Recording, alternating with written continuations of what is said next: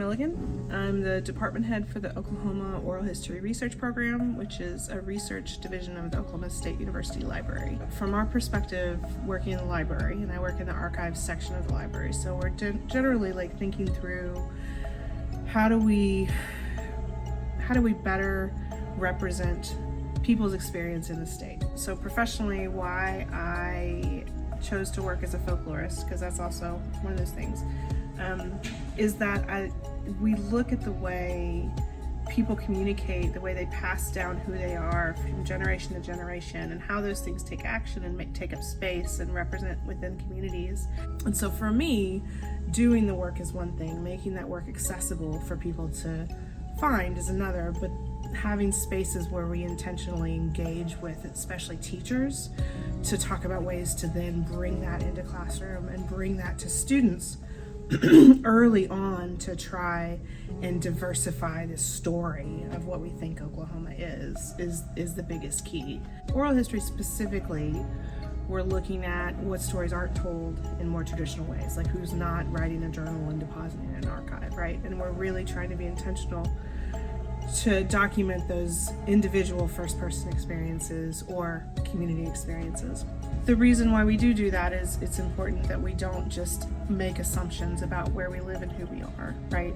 Representation matters, the intentionality of representation matters, and the way that we talk about it with people, with students, especially with young people especially, makes a difference in how people understand themselves and the community around them and the way that they treat each other.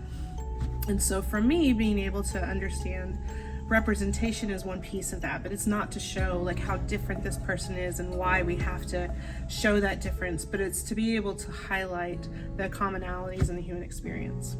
That has always been the challenge, right? Explaining something, the relevance of what you do. And I think for us, a lot of people find relevance in the fact that everyone has their own personal story, their family story, their community story. Like there's always a way to make this connection. I'm finding importance in this person's experience like I find importance in your experience. So always trying to figure out how to draw your own human experience into that is what's really a way to do that.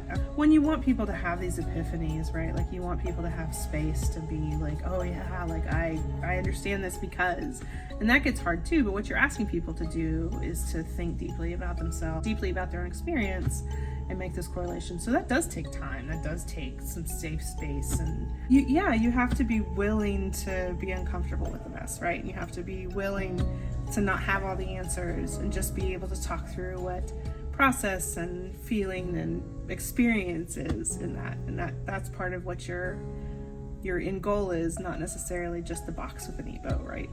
And one of the biggest things that I appreciate about that and this work of like building that into a longer story and archiving and then sharing back out is that it's also this mediation point, right? Like we break down barriers of how different we are. I think for this work, what I hope is that we can just continue to grow people's participation in this kind of work in the community and individual documentation. Like really fits with where we are going, where we're at, and who actually embodies this space. All the information about what we do in our office is at the OSU Library's website.